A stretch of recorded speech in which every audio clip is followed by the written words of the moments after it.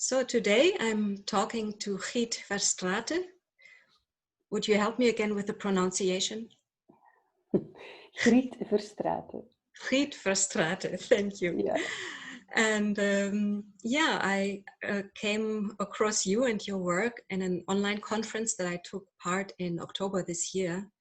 And when you presented your work, there was such a big resonance inside of me right away that I really got very curious about you. Mm-hmm. And so I'm very thankful you are here with me today to let yourself be interviewed by me.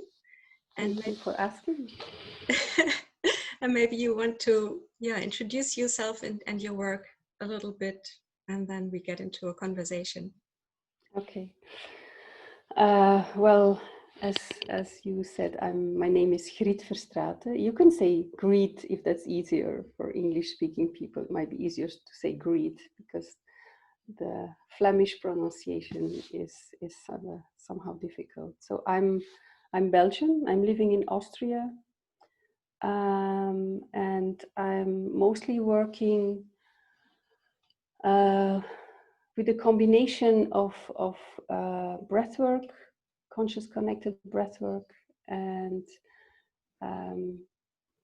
movement, conscious movement. So I have been studying breathwork since a long time.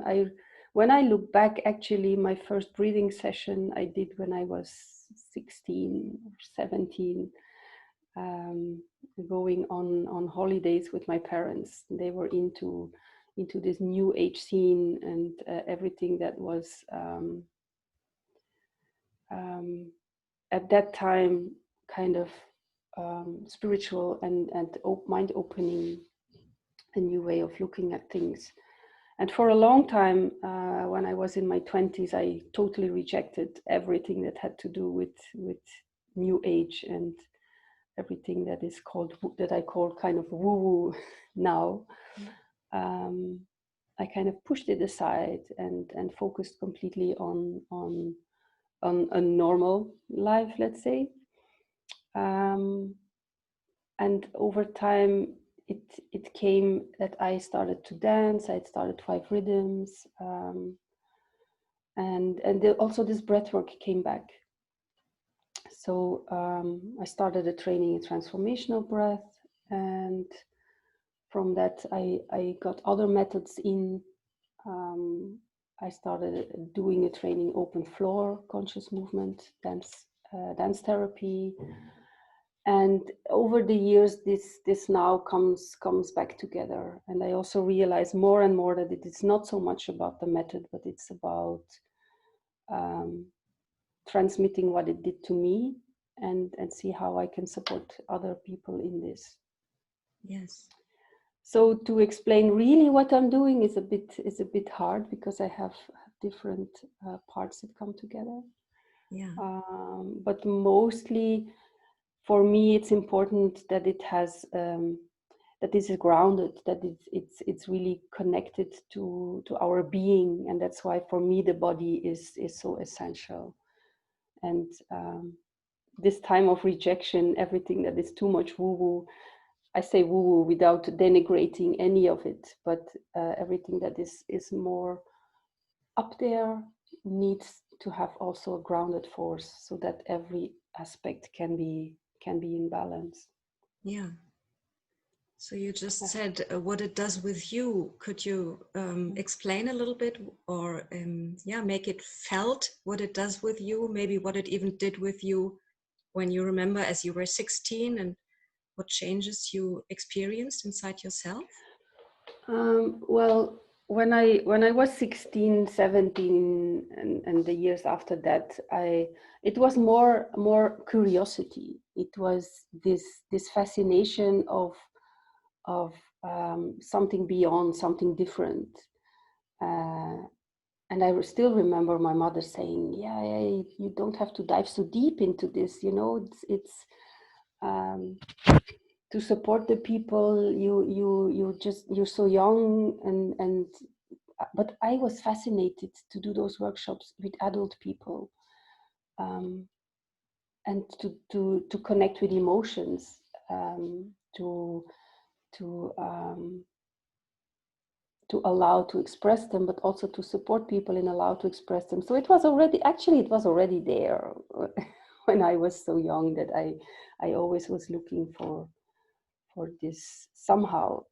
And now that I'm 50, over 50, I realize that it is my purpose. This is why I'm here. This is like my purpose of giving and working with people. Not the career I had in between, where I was working in big companies as a graphic designer, web designer. This was a completely different life. And for a long time, I thought I had to merge those two, but it just goes by itself now. And as you worked in those big companies, did you realize or sense a difference in living the life? I imagine that having done breathwork before, you may have been a little bit more embodied than maybe your colleagues. Did you realize that, or? Well, I remember in those times, then I was in my training to become a breathwork facilitator, a transformational breath facilitator. So I had to do cases and practice with people, and I offered it in this company over lunchtime. I started doing 5 Tibetans with people at lunch breaks. I started to do conscious movement with them in just half an hour settings, because there was not so much time. And even started offering breathwork sessions for those who wanted in the breaks, in this company. Because in that time there was time, there was money, there was a yoga studio that opened in the company, because at that time it was possible to do it. Now, so many years later, they had to lock those things down because they don't have the finances anymore to offer this to the employees. But at that time they did, so it was ideal to also introduce this somehow in this environment. And I still imagine that work like this really can affect people, so that the whole atmosphere of a workplace can positively change. And I wonder why, if it may have changed, and maybe it all may have improved. Why would they lock something down like that? It just had to do with finance, with funding, with budget, that those things were reduced, because it was an investment for that company to have a studio open and to have the space available. But yeah, when you had employees like me and a few of my colleagues, I had somebody who was offering yoga or meditation at lunch break. But this was purely voluntary because we wanted to do it. Mm. And I guess this is where it all starts, from within. If the company doesn't have to invest too much. But I guess there's a shift going if we find the right entry point to that, because it's beneficial to everybody.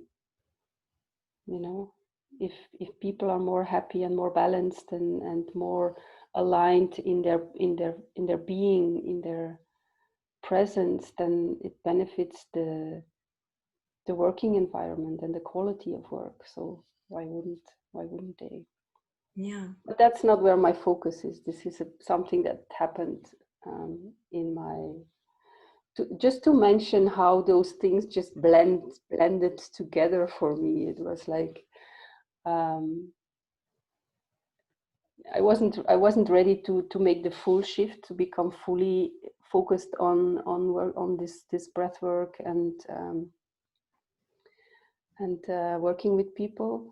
It was until I moved to Austria 4 years ago that I shifted fully and dropped everything that had to do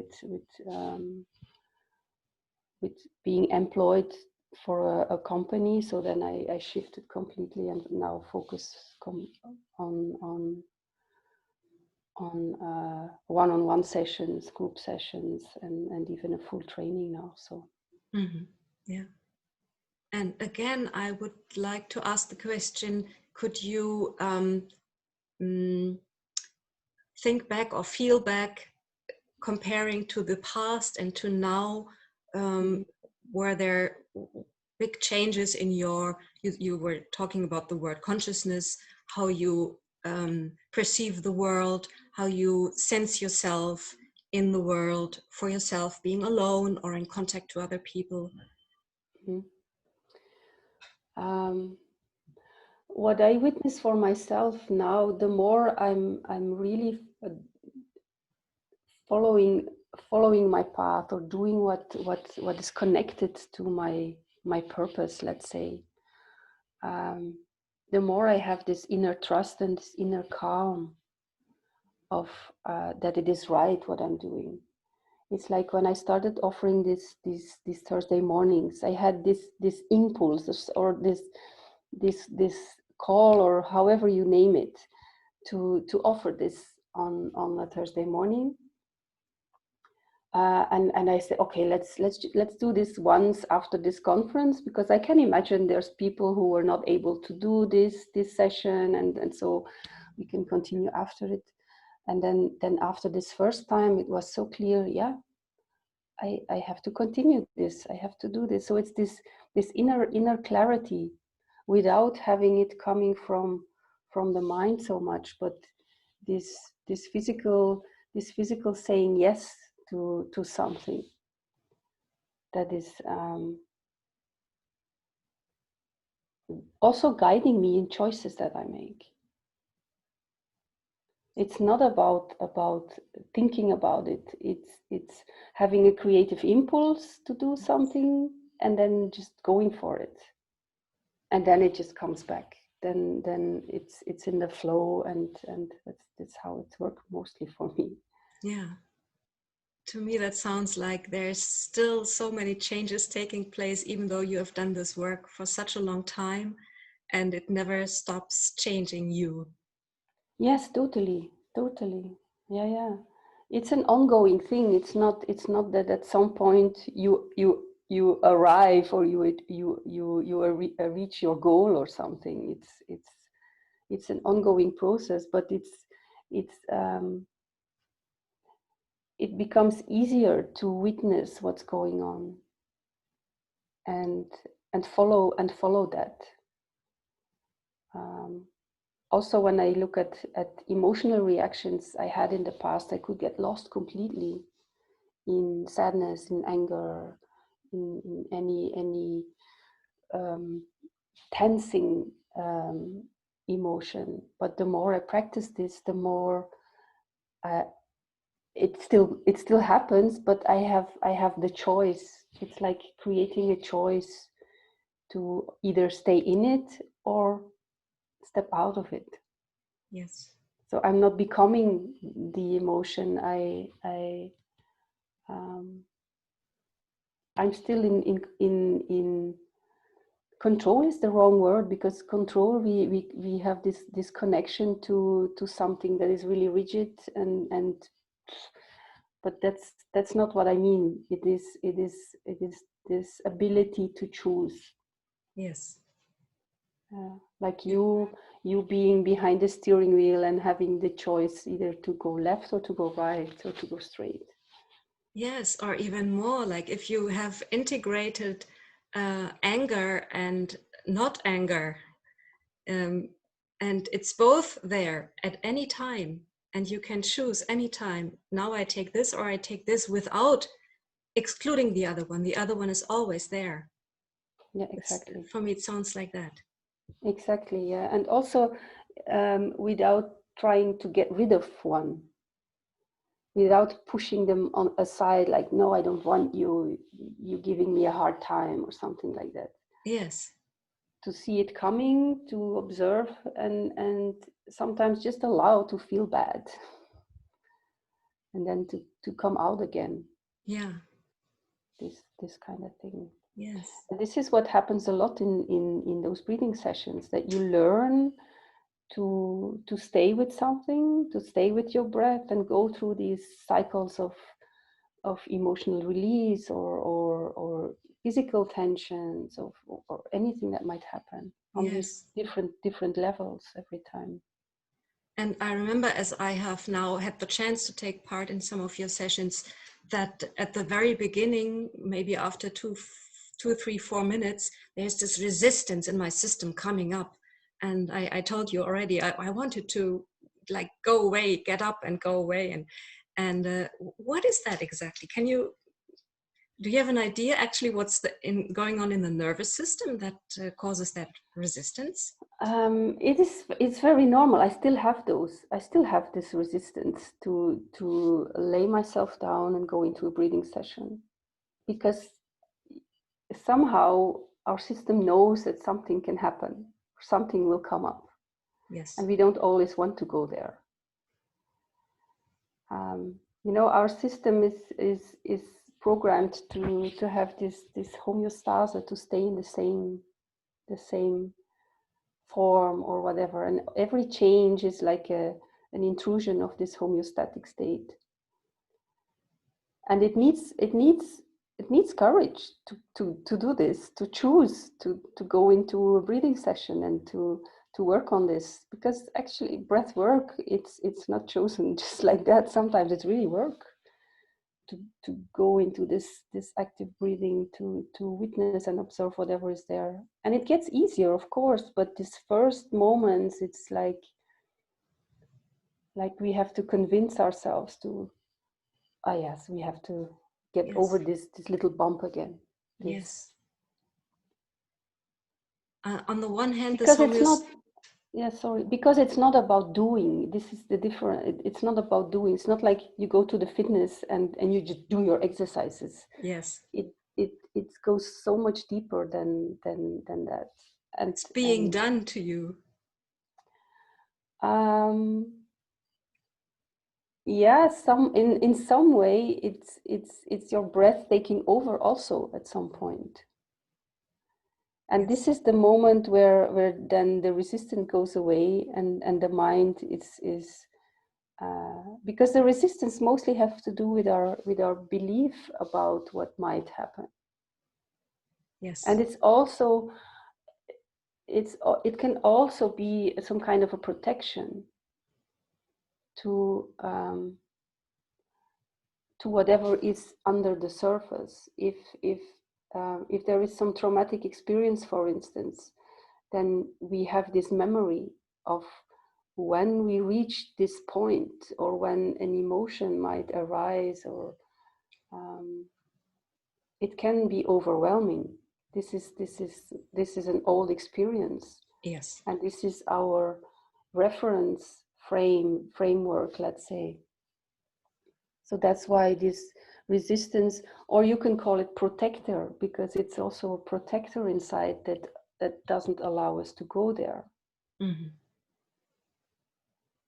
So, and also not to want to have to push away this resistance, but to recognize that, okay, now I have resistance, or I have my protection mechanism that is there, and and stay with this for a moment before.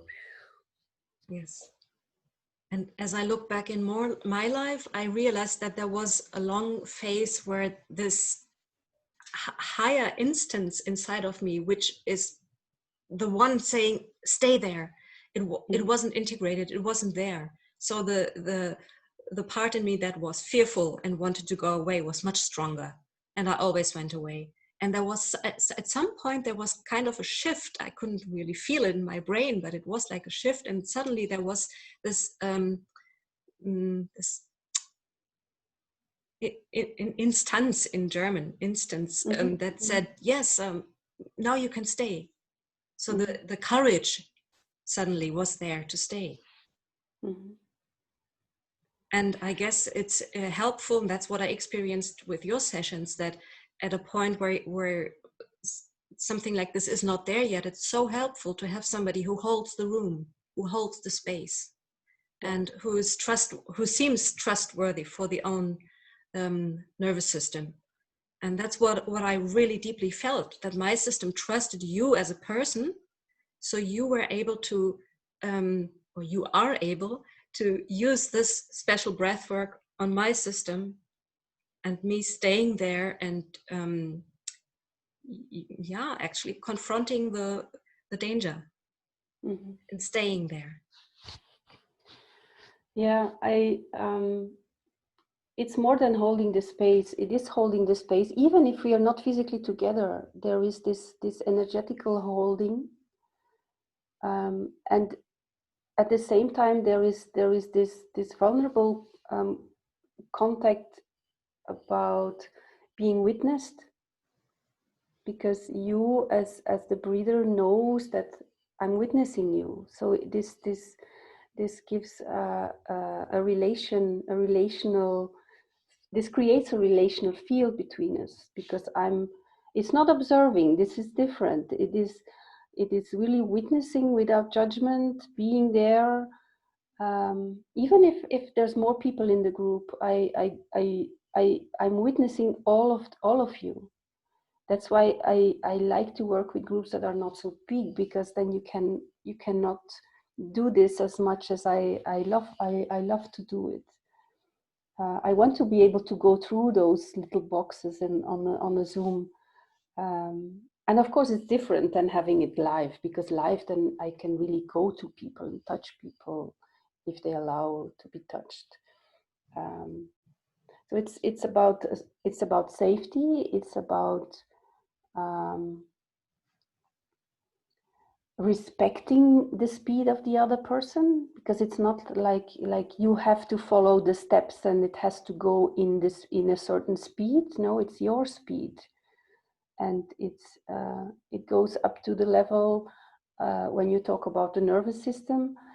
You have your comfort zone, and then you have the high arousal and the hippo, so that you go to the edge but not over it, that you don't lose it, so that you can stay within this window of tolerance and learn to regulate yourself somehow. Yeah, And using through the breath. Yes, the breath as a vehicle. Yeah.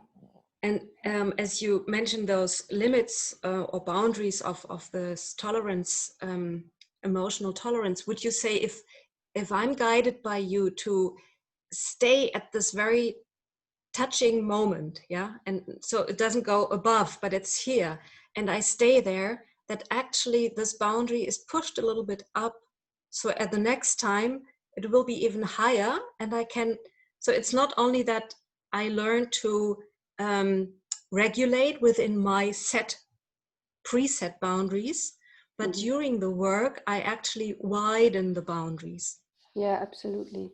It's by practicing, and it's not just the conscious connected breathwork sessions, because I use exercises, and before the session we often do an exercise that you can practice at home. And these exercises can, and also the sessions, they help you to widen your window of tolerance.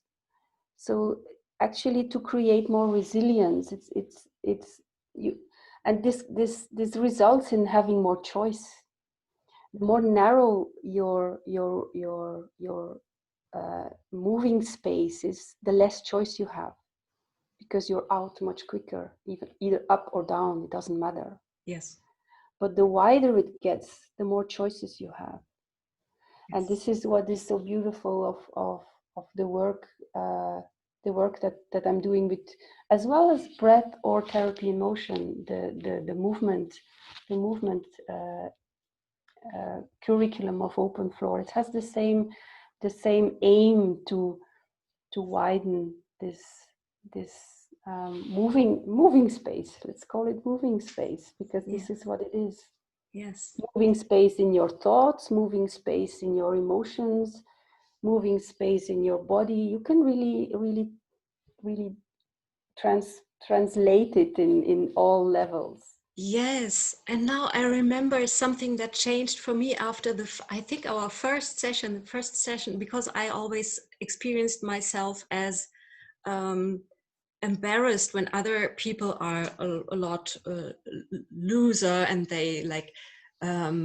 they start to dance just to experience and just to show you how you can dance, or they use their voice and say, oh, and do this now, oh. And I thought, well, Yeah. if I ever want to give a course, I wouldn't dare to do this. And there was a shift. I still feel a little bit embarrassed now having done this, but it's a lot less than it would have been 2 weeks ago or 4 weeks ago. There was already a widening in this tolerance for me to be a little bit more vivid, maybe. Mm-hmm. Yeah, it's widening, so it's creating more resilience, and at the same time it empowers you to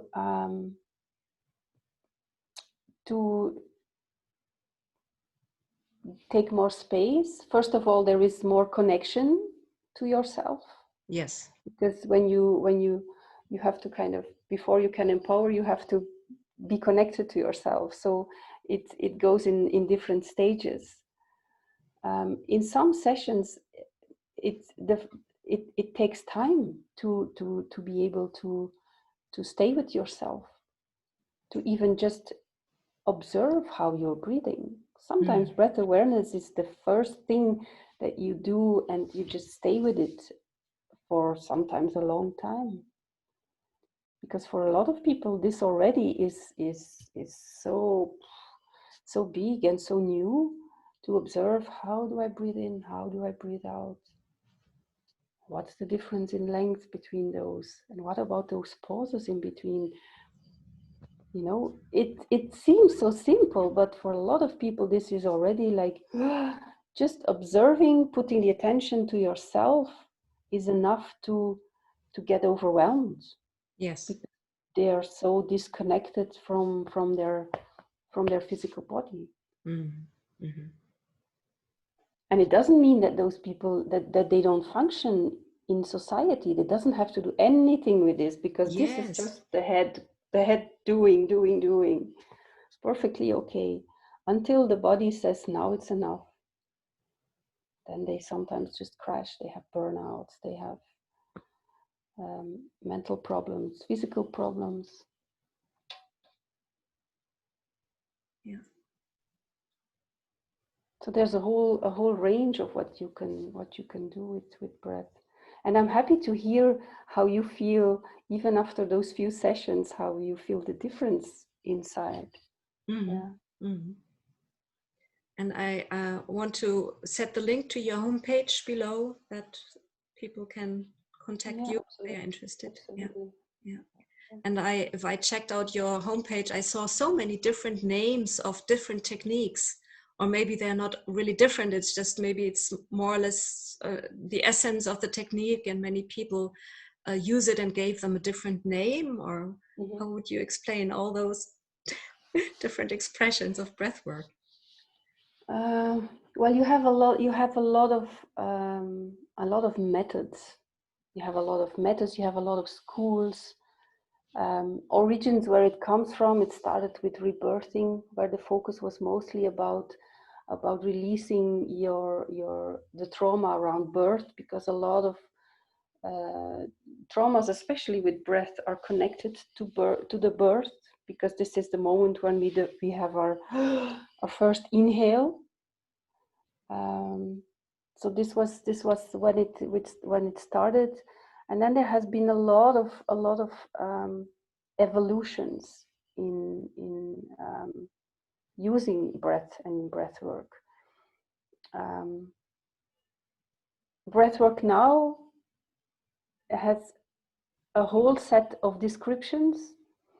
In the International Breathwork Foundation, where I'm part of, we created some definitions to have them, to kind of align all those methods that we talk about the same thing. Because breathwork, what you do in yoga, is also called breathwork, but it's not conscious connected breathwork. When you have relaxing breathing exercises, it's also called breathwork, but it's also not conscious connected breathwork. Yes. So that's why it is really necessary to have this clarity about what it is. Breathwork is the big umbrella of all these things: relaxing, awareness, regulating, and transforming. Because the Okay. transforming part is what's usually used in therapeutic settings, where you go into activation or where you go into to breathing less. You have also a whole branch of breath work where it's focused on breath holding and breathing less to work with these physiological changes you have in the body. Yeah. And it all depends on what's your purpose. What do you want to achieve? What is um, yeah, why are you doing this work? Where do you want to go to? So you have a really wide tool case, so to say. And as you said before, you really watch the single person, what he or she Yeah. needs at this very special moment. And then you can choose, what tool do I take out? Yeah, what I learned especially in the last years, that it is not so much about the method anymore, because there are so many methods. Yes. They all have their strengths, and as a practitioner, it is good to know a lot of them, so that you can use very specific um, to adjust to the needs of the person. Yeah. And not to say my method is the best and everybody has to do this. No, to be able to see, okay, what does this person need? Because when somebody comes to me for a one-to-one session, um, sometimes they don't need a breathing session. Then we go into movement first, or the other way around. Or I include working with art expression at the end of a session, or to sometimes to bypass the mind. It is good to use art therapy or movement therapy, because then we're not thinking so much. We are mostly used to talk and to explain and to use this. Yes. So all these methods are like are bypassing our thoughts. Not to reject them, because they have their use, absolutely. Yes. When they take over, then it might mostly be confusing. And to have the choice, it's always about creating a wider field of choice. Oh, Whatever in yes. whatever state you start, whatever you experienced, whatever trauma is there, it doesn't really matter. It is to create this field of choice again. Because often what happens when you're heavily traumatized is that your your choices are narrowed down so much that you are stuck there. Mm. And it's not about the trauma as such, it is having the ability to step out of this narrowness again, to have this ability to choose. Yeah.